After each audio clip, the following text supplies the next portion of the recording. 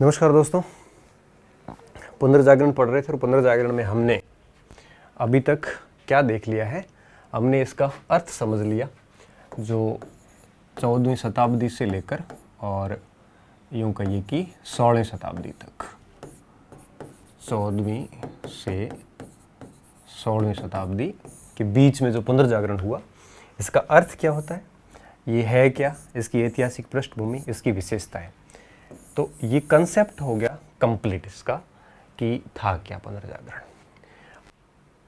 भारत का जब अपन पढ़ते हैं तो आपने पढ़ा होगा कि हमारे देश भारत में भी 19वीं शताब्दी के स्टार्टिंग के अंदर 1810-20 के आसपास राजा राम मोहन राय के काल से पुनर्जागरण आरंभ हुआ था।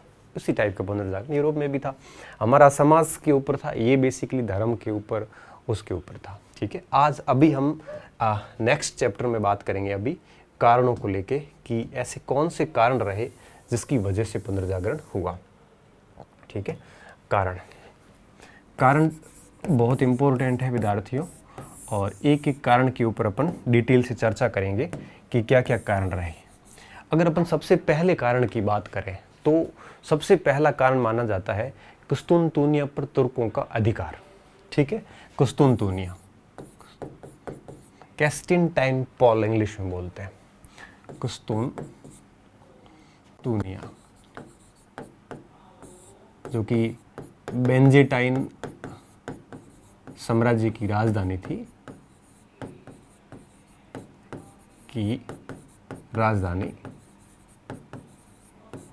पर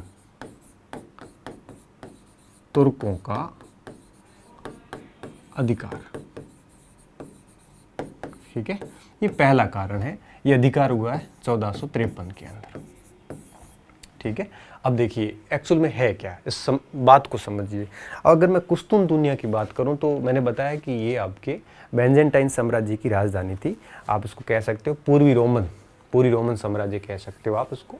रोम का पूर्वी भाग था आपके, तो पूर्वी रोमन भी इसको अपन कह सकते हैं। ठीक है, तो इससे हुआ क्या, अब इसको अपन मानचित्र पे ले आते हैं बात को। देखिए, हम ये इतिहास पढ़ रहे हैं। ठीक है, इसको मैं अलग मैप पे ले जाता हूँ। तो एक और मैप है हमारे पास, ये देखिए। इस साइड में अगर आप देख पा रहे हैं तो ये है बेंजेंटाइन साम्राज्य। ठीक है, और इसकी राजधानी है कुस्तुनतुनिया। ये ऊपर आप देख पा रहे हो तो ये बेंजेंटाइन साम्राज्य और इसकी राजधानी कुस्तुनतुनिया। और इसके जस्ट पास में इस साइड में ये पूरा का पूरा तुर्की का राज्य है, और ये टर्की है आपके यहाँ पे। ठीक है, ये यहाँ की बात कर रहे हैं हम।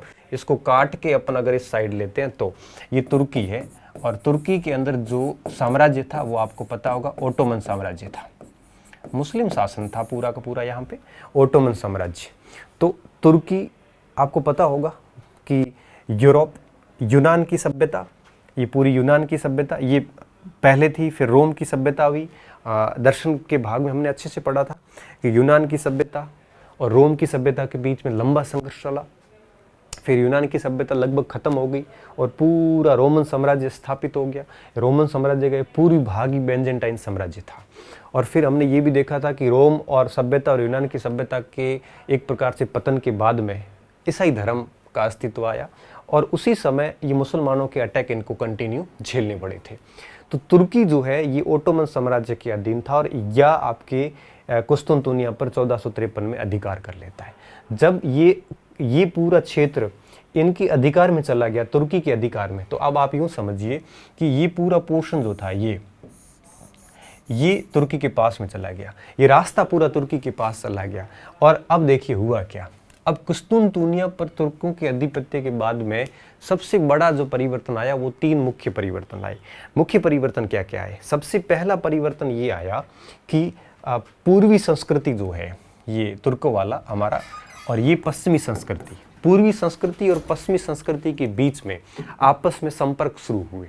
ठीक है, पूर्वी और पश्चिमी संस्कृति के मध्य आपसी संपर्क शुरू हुए। पूर्वी व पश्चिमी संस्कृति।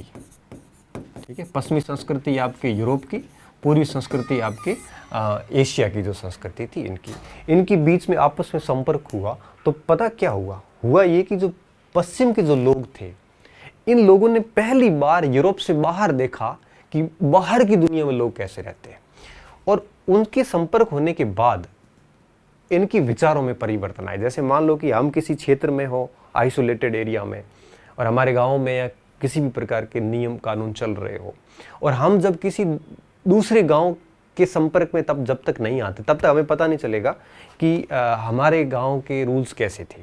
या यूं कहिए कि जैसे मान लो आप किसी टीचर से पढ़ रहे हो, पहले पढ़े हो, आपको टीचर बेस्ट लगेगा। जब तक आप किसी दूसरे टीचर से अच्छे से पढ़ोगे तब आपको लगेगा कि हाँ, उस टीचर में ये कमी थी। तो जब हम किसी दूसरे के संपर्क में आते हैं तभी हमें पहले वाली कमियां और खूबियां भी पता चलती है कि पहले वाला ठीक था। कई बार दूसरे अच्छे नहीं मिलते तो पहले वाला ठीक भी लगता है, कई बार दूसरे वाला अच्छा मिल जाता है तो पहले वाला थोड़ा सा अपने को खराब भी लग जाता है। तो पूर्व और पश्चिम की संस्कृति के बाद क्या हुआ, इनके बाद जो है पश्चिम की दुनिया ने, यूरोप की दुनिया ने पूर्व के कई सारे विचारों से एक प्रकार से उनको नवीन विचारों का एक प्रकार से ज्ञात हुआ। तो नवीन विचार प्रदान हुए, उदार विचार थे, नवीन विचार प्राप्त हुए। एक तो ये हुआ। दूसरा क्या हुआ, दूसरा ये हुआ कि जो ओटोमन साम्राज्य था, मुस्लिम शासक थे, यहाँ पे काफ़ी अत्याचार काफ़ी थे। ये मुस्लिम शासक काफ़ी एक प्रकार से आक्रमणकारी हुआ करते थे उस समय, तो अत्याचार बहुत होता था। और इन ओटोमन साम्राज्य के अत्याचार के कारण अब जब